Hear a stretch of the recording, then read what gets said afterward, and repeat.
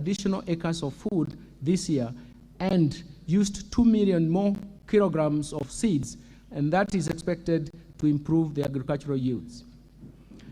Second, the government has granted duty waivers for importation of key food products such as white maize, rice, yellow maize, soya beans, soya bean meal, assorted protein concentrates, and feed additives effective from 1st February to 6th February, 1st February this year to 6th August 2023. This has been done in order to bridge the food stocks deficit and will lower the cost of food prices. As a result of the drought, third, the mitigation measures and the climate adaptation programs, the government initiated a national tree planting campaign that seeks to enhance our national tree cover from 12% to 30% through a target of planting 15 billion trees by 2032. In addition, the government has initiated new dam constructions to address the drought concerns and ensure Kenya has enough harvested water to facilitate a water management strategy for irrigation and food production.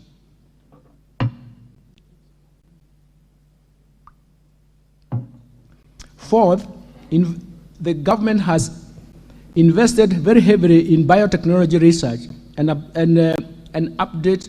uptake of drought-tolerant crops to promote food security, particularly in marginalized areas. In the current year, over 250 metric tons of assorted drought-tolerant seeds valued at Kenya shillings 50 million have been distributed in Embu, Meru, Makueni, Machakos, Tharaka Nithi, Murang'a, Nyeri, Siaya, and Busia counties. Fifth, the government has reformed the National Health Insurance Fund to meet the urgent needs of Kenyans at the bottom of the socio-economic structure by actualizing its purpose as a social medical insurance facility. In addition, the government has committed to deliver universal health coverage to ensure that every Kenyan attains dignified health care at a minimum subscription fee. And finally, the government has reviewed the policy on the energy sector with the aim of developing and diversifying this market further by improving the sourcing and supply of cooking gas that inevitably has resulted in high cost that drive domestic inflation.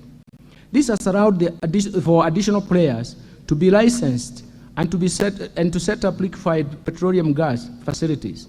A common use of bulk storage and even handling facility for LPG will be constructed through a private sector participation framework to enhance market certainty and stability in the use of LPG. This will cut costs of handling and evacuating gas from ships to the mainland, and hence allowing dealers to pass through the cost of relief to consumers. Mr. Speaker, in order to improve service delivery and support livelihoods and businesses, as well as strengthen governance institutions, the Kenya Kwanza government has, since assumption of office, established Financial Inclusion Fund. This is commonly known as the Hustlers Fund, that was set up in November 2022 to provide access to affordable credit to individuals and MSMEs, medium and small enterprises, and to encourage savings. This is an intervention that will remain at the bottom of the pyramid in order to access borrowing under the fund. A customer only needs to register through his or her mobile phone. Since the launch of the first product, the Hustler Fund Personal Loan Fund, the government has invested a total of 11 billion shillings. This money has been revolving within the fund, providing low interest rate at 8% per annum, and so far 16.07 million Kenyans, of which 7.1 million are repeat customers, have actually accessed the fund. So far, 30.8 billion has been borrowed from this revolving fund. In addition to borrowing, the fund is designed to encourage savings. To date, 1.5 billion has been saved as a mandatory savings, while Kenya shilling 17 million has been saved on a voluntary basis. We have witnessed a phenomenal growth in the number of transactions that currently stand at 43.5 million transactions.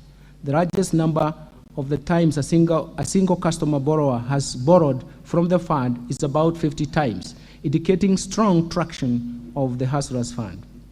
To further empower the medium and small enterprises, the government on 1st June 2023 launched the second product of the Financial Inclusion Fund that is aimed at facilitating Kenyan access funding through groups.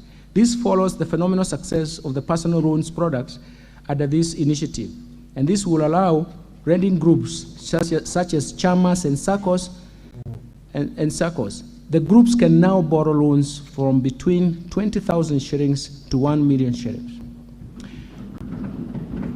Third, we have redesigned the competence-based education curriculum to make it responsive to our education needs.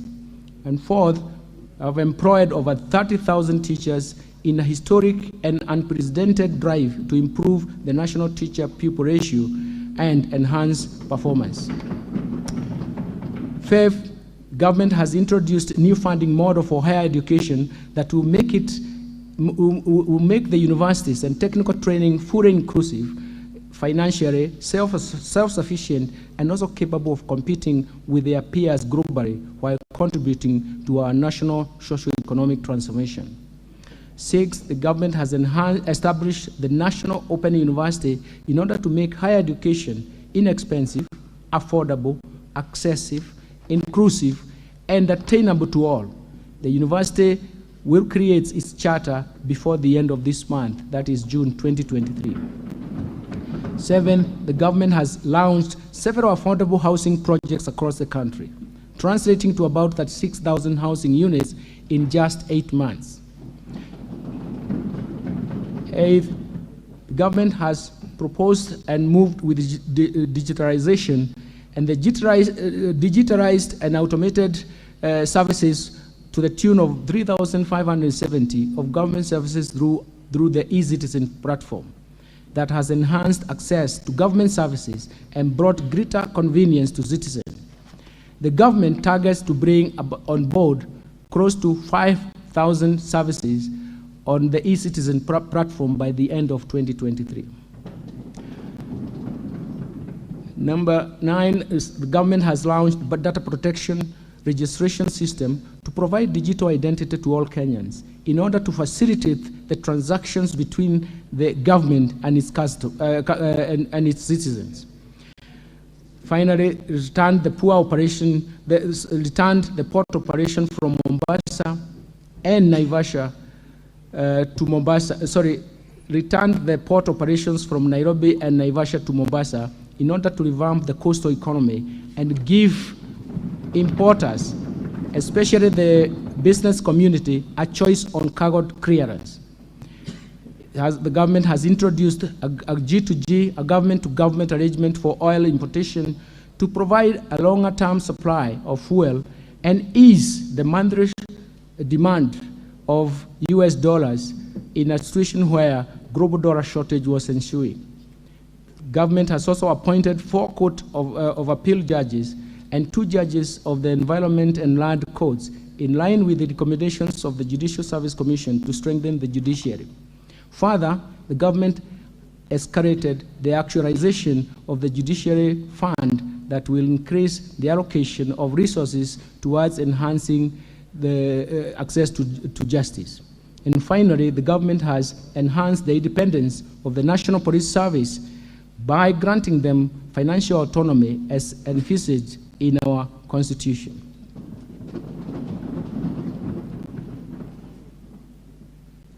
Mr. Speaker, while we celebrate these achievements, we are aware that a lot remains to be done in order to decisively deal with the pressing socioeconomic challenges. First, to reverse the effect of the recent past negative shocks that have been persistent.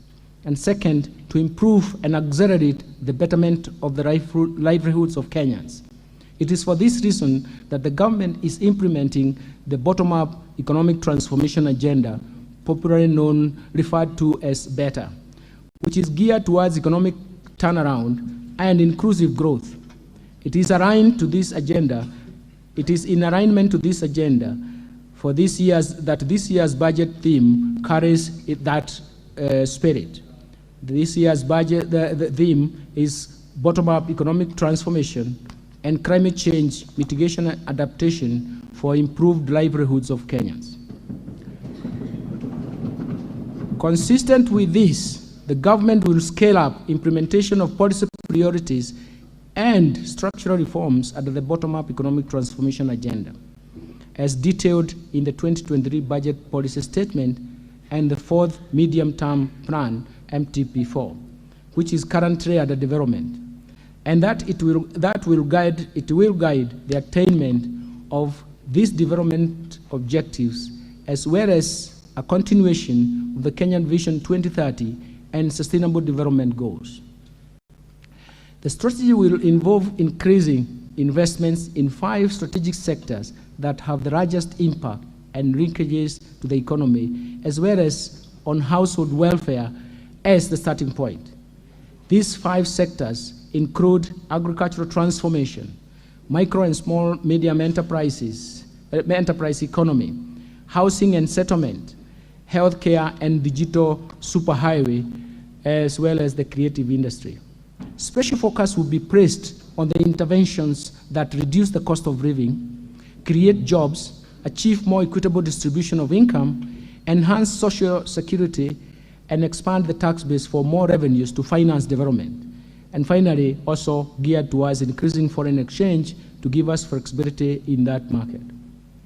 Mr. Speaker, we intend to implement the policy priorities within a sustainable fiscal framework. Overall, we have moderated our spending to ensure the value for money and enhanced the revenue mobilization efforts to ensure that our public debt remains on a sustainable path.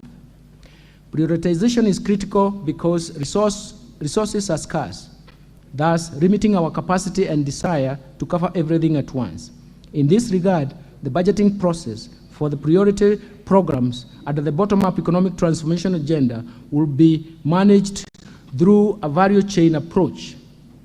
This has ensured that the resources located along the value chain are allocated to all the components along the value chain, thereby eliminating duplication of roles, removing any funding gaps, and enhancing efficiency in the use of available budgetary resources. Mr. Speaker, it is now my privilege and honor to present the economic and fiscal policy underpinnings the government's bottom-up economic transformation agenda for improved livelihoods to Kenyans. Thereafter, I will broadly outline the proposed resource allocations and revenue-raising measures that the government will implement in the financial year 2023-2024 budget. But before I proceed to elaborate on programs, let me start by highlighting the economic context in which this budget has been prepared. Let me start with economic policy context and focus on the global economy. Mr. Speaker, the financial year 2023-2024 budget has been prepared against a background of increased uncertainties in the global economic outlook, reflecting continued geopolitical tensions, particularly the ongoing conflict in Eastern Europe, and the pace of monetary policy tightening amidst concerns about financial sector stability in the advanced economies. As a result, the global economic growth is projected to slow down to 2.8% in 2023 from 3.4% in 2022. Economic prospects are also expected to slow down across regions and countries. Nevertheless, the commodity prices in the global markets, particularly oil and food, have been easing due to improved and functioning supply chains. Let me turn to domestic economy. Mr. Speaker, on the domestic scene, the economic growth for 2022 slowed down to 4.8% from 7.6% in 2021 due to adverse impact of the multiple shocks that affected the economy. Kenya's growth in 2022 was supported by growth in the services sector, while the agricultural sector contracted for the second consecutive year due to the prolonged drought effects, but that also contributed to a slowdown in the growth of manufacturing sector, as well as that of wholesale and retail trade sectors. Mr. Speaker, the economy is expected to rebound and expand by 5.5% in 2023, up from 4.8% in 2022. And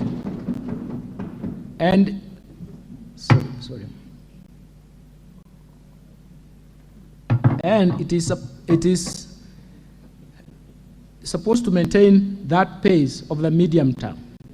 The growth will be supported by a broad-based private sector-led growth, including continued strong performance of the services sector and the recovery from the agricultural sector due to improved weather conditions during the March-May rainy season.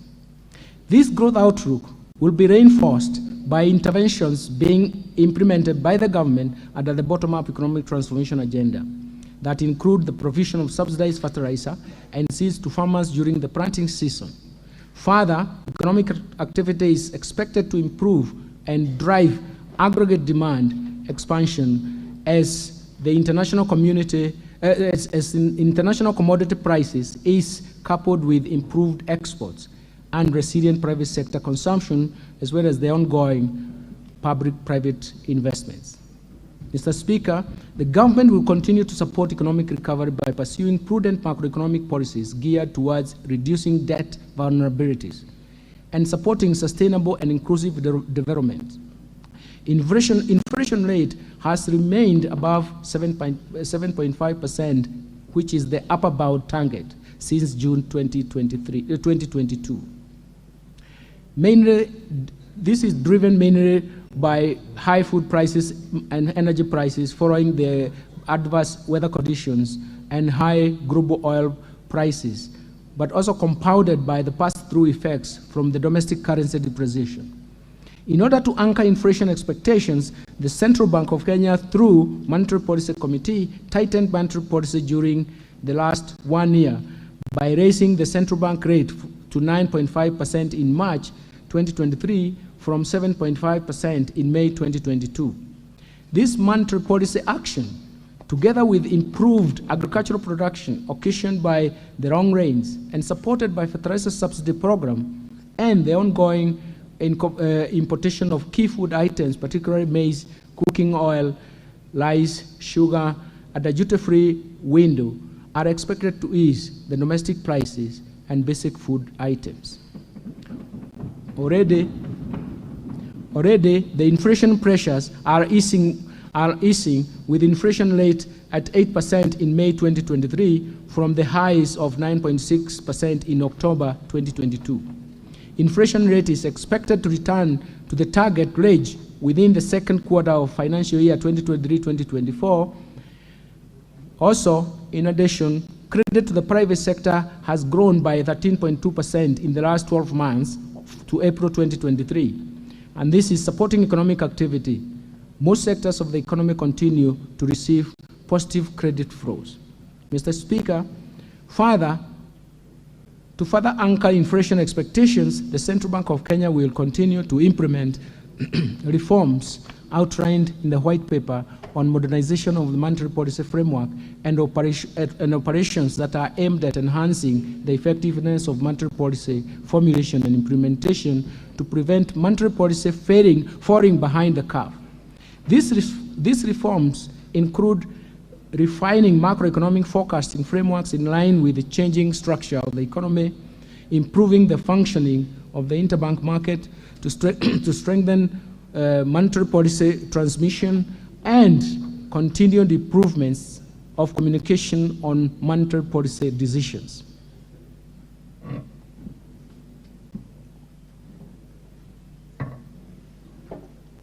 Mr. Speaker, the fiscal policy stance over the medium term aims at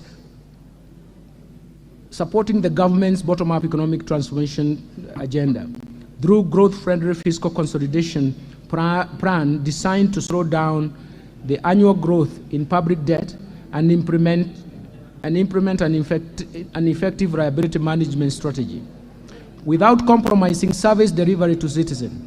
This will improve the country's debt sustainability position. Mr. Speaker, I now turn to the policy priorities of the government for fostering economic transformation and improved livelihoods. The policy priorities and structural reforms for improved livelihoods start with the bottom-up economic transformation agenda. Mr. Speaker, this year's budget places special emphasis on priorities at the bottom-up economic transformation agenda, which is detailed in 2023 budget policy statement that was approved by this House in March 2023. This agenda is premised to address the challenges of the economy is facing, to stimulate economic recovery, bolster resilience while building on the success realized over time. The strategy will involve increasing investment in at least 5 sectors envisaged to have the largest impact and linkages to the economy, as well as on household welfare. The priority programs are classified under 2 categories, namely the core pillars and the enablers that aim at the creation of a conducive business environment for socio-economic transformation. Mr. Speaker, as indicated earlier, in this statement, the core pillars include agricultural transformation, micro, small, and medium enterprises of the economy, housing and settlement, healthcare, and digital superhighway, and in creative industry.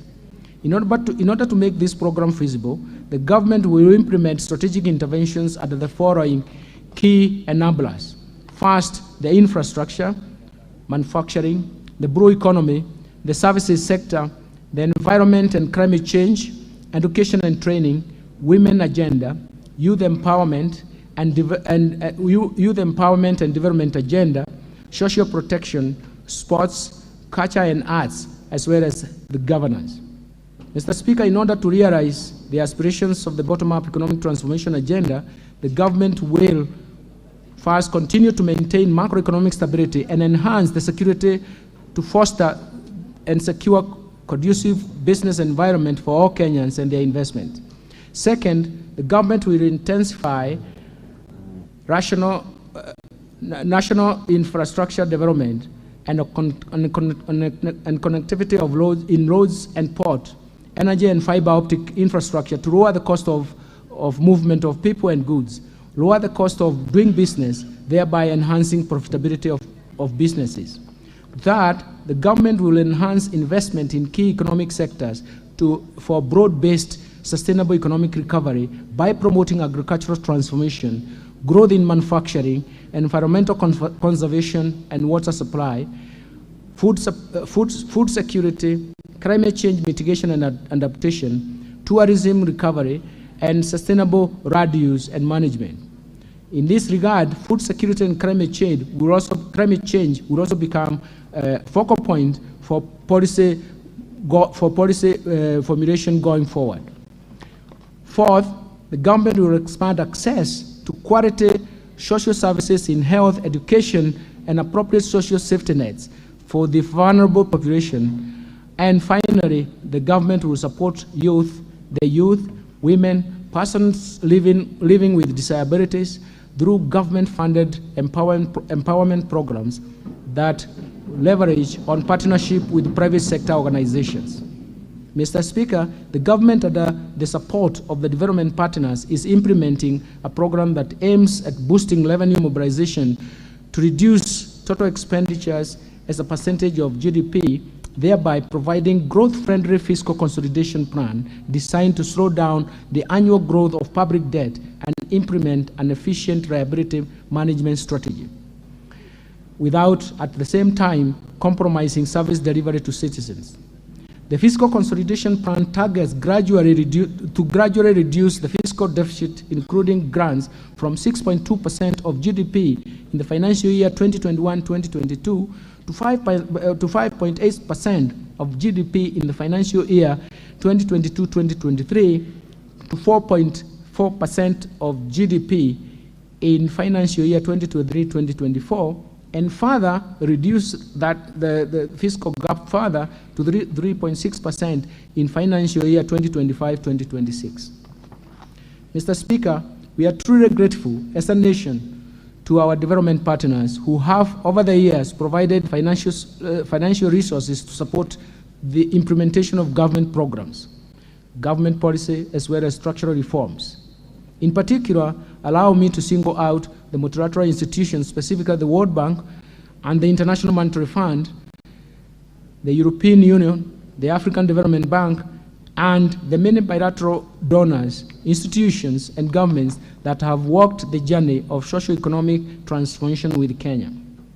Mr. Speaker, Kenya has continued to successfully implement the Extended Fund Facility and Extended Credit Facility, EFF and ECF arrangements supported by the IMF, the International Monetary Fund. We concluded the 5th review of the program in May 2023, and we agreed on the augmentation of access under the program of 75% of the quota, that is SDR special drawing rights for 407.1 million, or which is about US dollar 544.3 million dollars. An extension of the duration of the EFF, ECF arrangement by 10 months to April 2025 to allow sufficient time for meeting the program objectives, and on a new 20-month Resilience and Sustainability Facility, RSF, arrangement that will allow us to access 75% of our quota that will run parallel with the EFF, ECF program arrangements until April 2025. Once approved by the IMF Executive Board in July 2023, Kenya will immediately access SDR 306.7 million, which is about $410 million, including from the augmentation of the access under ECF, EFF. This will bring the cumulative IMF financial support disbursed under the EFF, ECF program arrangements to SDR 1.509 billion, or about $2.017 billion. And for us, that's why we are appreciative of this multilateral institution. The government will also access additional SDR 407.1 million, about 443 million under the new 20-month Resilience Sustainability Facility arrangement upon successful next review. Mr. Speaker, when combined with RSF support, the cumulative IMF commitment to Kenya will be about SDR 2.633 billion, which is about $3.52 billion by April 2025. Mr. Speaker, as a stopgap measure to ease the pressure on the domestic supply of petroleum products, as well as ease pressure on the Kenya shilling arising due to the global shortage of US dollars in the domestic market, we have introduced an innovative new government-to-government arrangement for fuel importation through Regal Notice number 3 of 2023. That Regal Notice allows us to import the importation of petroleum products by private sector through the current open tender system, OTS. To date, the monthly importation of petroleum products is approximately 740,000 metric tons, of which 60% is consumed in the domestic market, while 40% is for transit markets in the region. This product is currently paid for using United States dollars, which puts strain on foreign exchange availability and pressure on nominal exchange rate and ensuing exchange rate volatility in the market on a monthly basis. Mr. Speaker, to contain the pressure of the US dollar availability in the market, as well as exchange rate volatility on a monthly basis, the government entered into a memorandum of understanding with governments of oil-producing countries, under which framework agreements have been signed with petroleum exporting companies for the supply of petroleum products on an extended credit period of 180 days. The objective of this arrangement is first to ease the monthly demand of the US dollars in the foreign exchange market that is driven by petroleum imports, and by extending time required to source the US dollars from the current 5 days to 180 days. Second, to allow space to activate the interbank foreign exchange market and thus stem currency speculation, it was necessary to enter into this program that we intended to reduce the cost of petroleum products by lowering the economies of, leveraging on the economies of scale that arise from having longer supply contracts up to 270 days with potential suppliers. And fourth, we wanted to make sure that we avoid supply disruptions by safeguarding longer-term supply contracts for petroleum products. And finally, it has allowed us to structure, in the future, to structure the fuel pricing mechanism that will be dependent on market conditions. Currently, the fuel pricing mechanism coordinates expectations of price revisions on the 15th day of every month, a situation that does not reflect appropriate market conduct, as well as encourage diverse market development paths in this subsector. I now turn to climate change mitigation and adaptation. Mr. Speaker, the climate change has become a pressing issue globally. Like other economies, Kenya's economy is vulnerable to its ravaging impacts. Indeed, we have just come out of the worst drought in 40 years, which has claimed lives of people and livestock, while at the same time threatened the livelihoods of millions of Kenyans. Given our vulnerability to climate change, it is imperative that we build a more climate-resilient economy.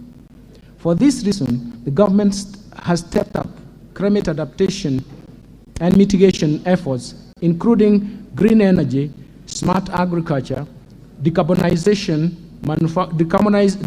manufacturing, e-mobility, and green building. All these are aimed at the attainment of zero carbon by 2050.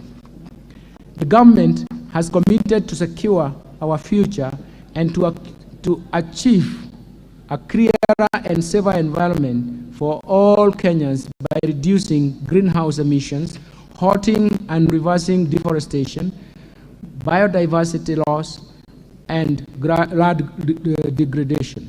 In this regard, issues of climate change, mitigation, and adaptation have been mainstreamed in all government programs and across all levels of government.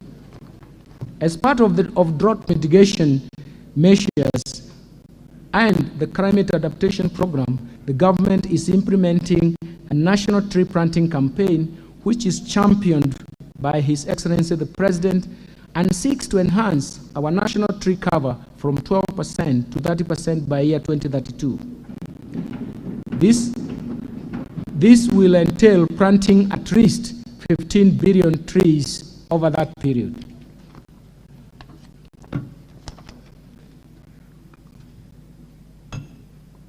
Mr. Speaker, climate financing has emerged as a very important means of implementation of climate change and for promoting sustainable development and financial sector development. To enhance financial flows from the Green Climate Fund, GCF, the government will continue to implement National Green Climate Fund strategy, which provides an elaborate framework of coordinating and attracting resources from the Green Climate Fund. The government will also implement financing locally led climate action, we call it FROCA program, in collaboration with county governments and development partners to manage climate risks. Further, to support our climate change efforts and characterize additional climate finance from other official and private partners, we have agreed with the IMF on a new 20-month resilience sustainability facility arrangement that will run in parallel with the current program arrangement until April 2025. Mr. Speaker, the government last year committed to fast-track the enactment of Disaster Risk Management Bill and finalize the Public Finance Management Disaster Risk Management Fund regulations. These are meant to strengthen the disaster risk management in the country, given that Kenya is predisposed to various disasters, some of which are exacerbated by the ravaging effects of climate change. These disasters often have a huge negative impact on the economy. I wish to report that the relevant departmental committee of this House is in the process of considering registration on matters relating to disaster risk management. I urge this House to prioritize this matter to enable Kenya have an overarching framework on disaster risk management.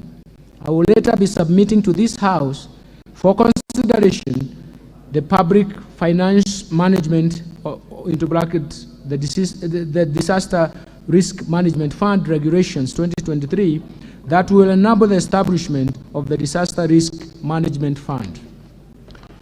Let me turn to legal and policy, legal and institutional reforms. Mr. Speaker, the government's bottom-up economic transformation agenda, BETTER, will be underpinned by sound and appropriate policy, legal and institutional reforms that are aimed at improving the business environment, increasing the efficiency of public service delivery, and strengthening the accountability and transparency in public finance management.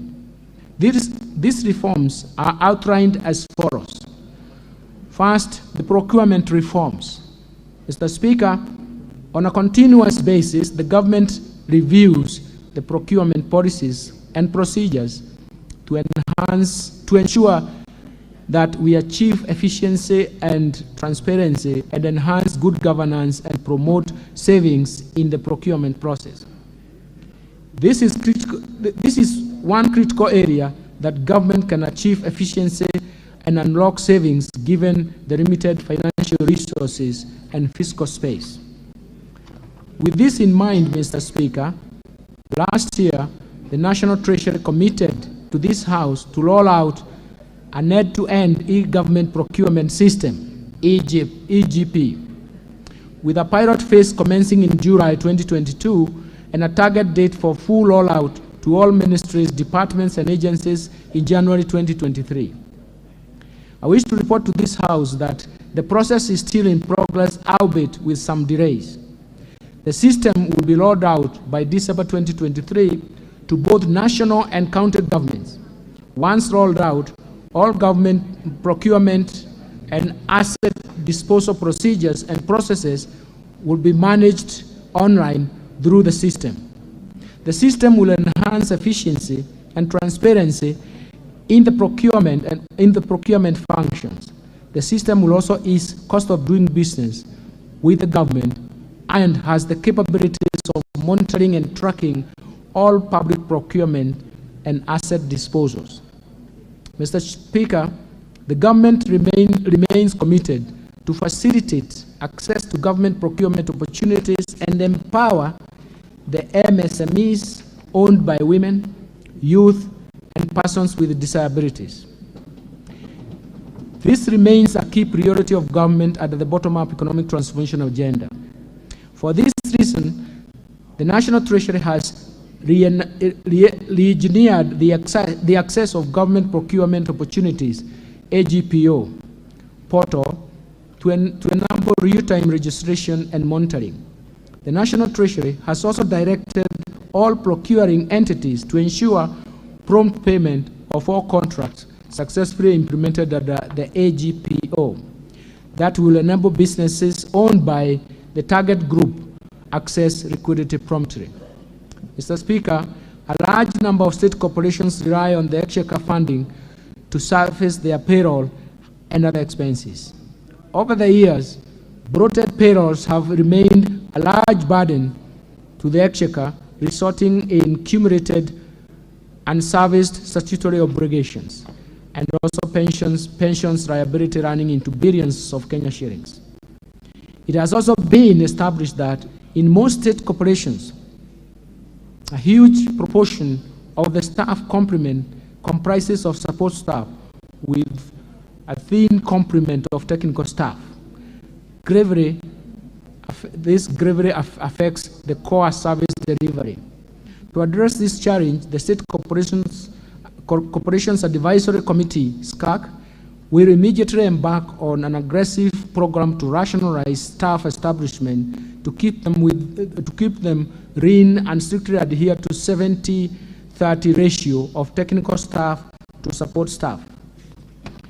In addition, the National Treasury shall henceforth only approve budgets for hiring staff for only state corporations that have received approvals from the State Corporations Advisory Committee, the Public Service Commission, PSV, and Salary and Remuneration Committee together jointly. This requirement is in addition to confirmation of the requisite funding. Mr. Speaker, to support the restructuring of the state corporation, the Cabinet approved the Privatization Bill 2023. It seeks to repeal the Privatization Act of 2005 and streamline the privatization process and in order to restructure the state-owned enterprises. This was subsequently submitted to this House by the National Treasury in May 2023. The bill, once enacted, will enable the selected state-owned enterprises to achieve their full potential by entrenching commercial principles and reduce their reliance on the exchequer funding. I urge honorable members to support the government in this endeavor.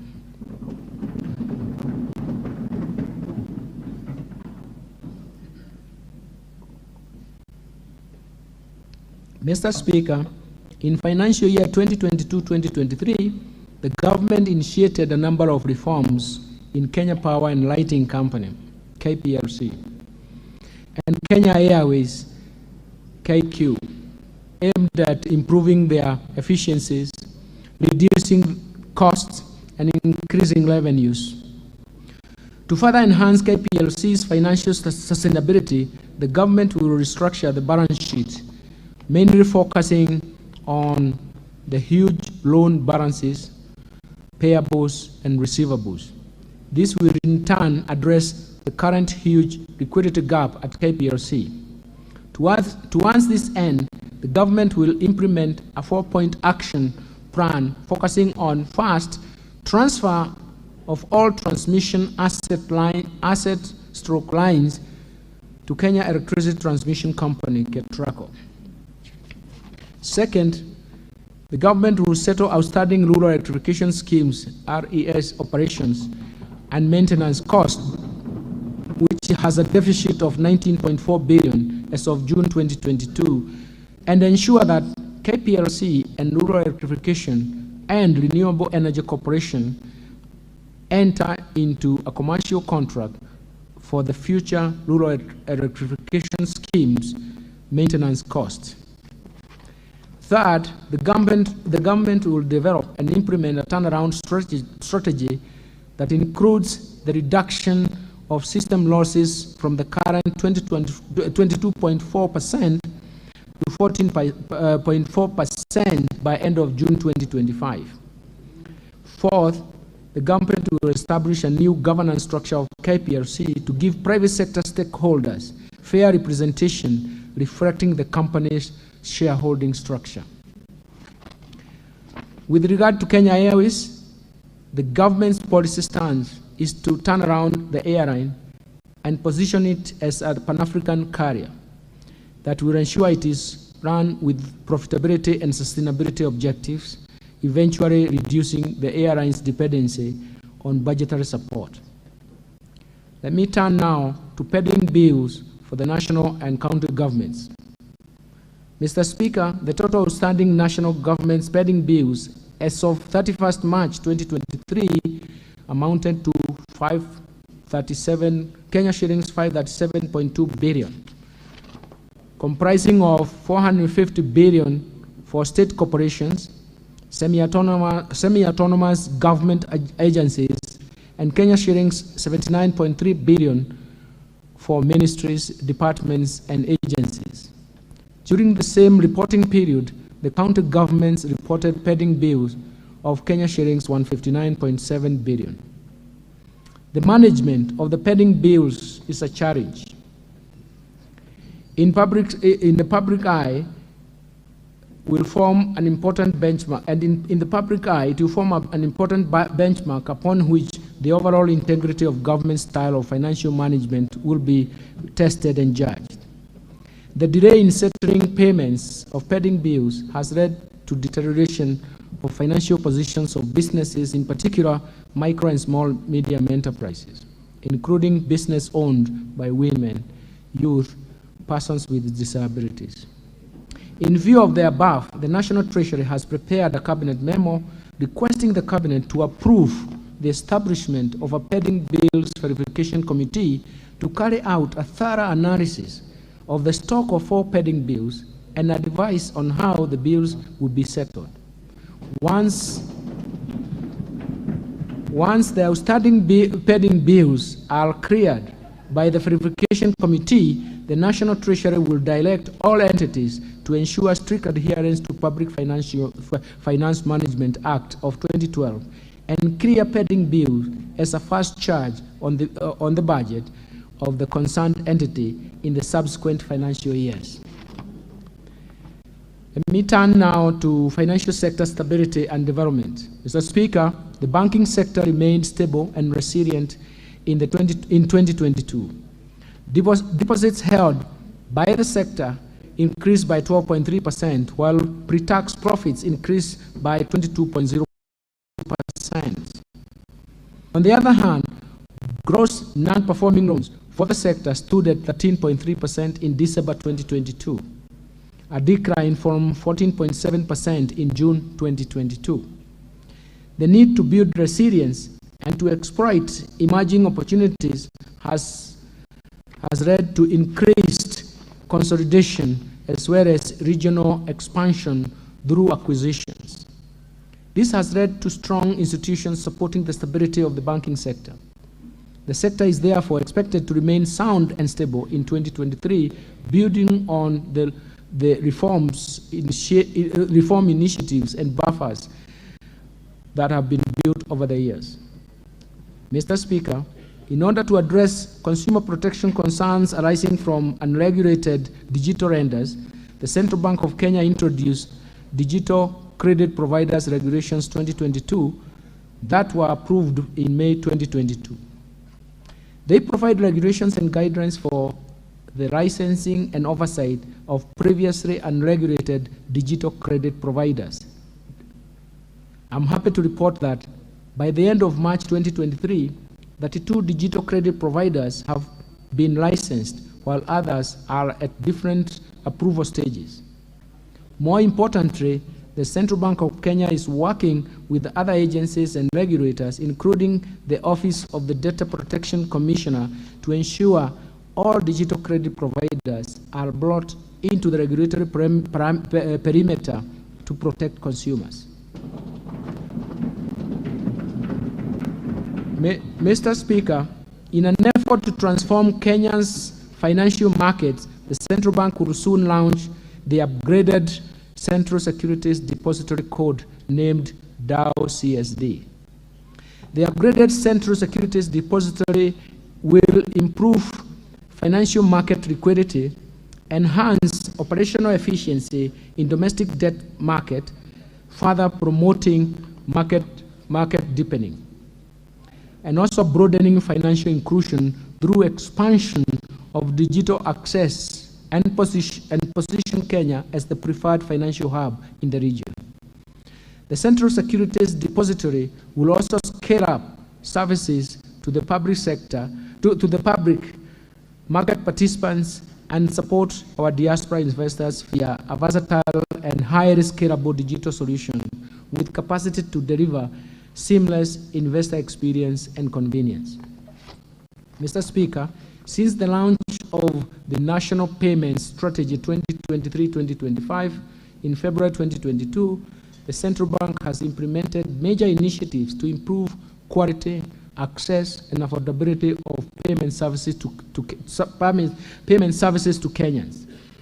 These include implementation of mobile money interoperability, licensing of new payment service providers, and rollout of key standards that increase convenience of payment services in line with global best practices. Building on these gains, in the financial year 2023-2024, the Central Bank, together with other stakeholders, will first undertake a comprehensive review of the National Payments System Act of 2011 and National Payment System Regulations of 2014 to modernize Kenya's payments legal and regulatory framework in line with emerging trends, innovations, and enhance oversight for improved service delivery to Kenyans. Second, it will develop and implement an interoperable payments platform to unlock cost-effective, real-time, and retail payments across banks, payment service providers, card schemes, and other regulated financial institutions. This will further contribute to lowering the cost of these services, increase choice, competition, stability, and widespread adoption of digital payments among Kenyans. Mr. Speaker, in order to reduce money laundering vulnerability, the Central Bank has reviewed and enhanced the banking sector Know Your Customer KYC and Customer Due Diligence CDD processes. This will further strengthen the effectiveness of the banking sector anti-money laundering and combating of financing of terrorism and the proliferation of financing, PF, risk-based supervisory framework. Indeed, AML CFT PF regime is important to uphold. Let me turn to deposit insurance reform. Mr. Speaker, financial stability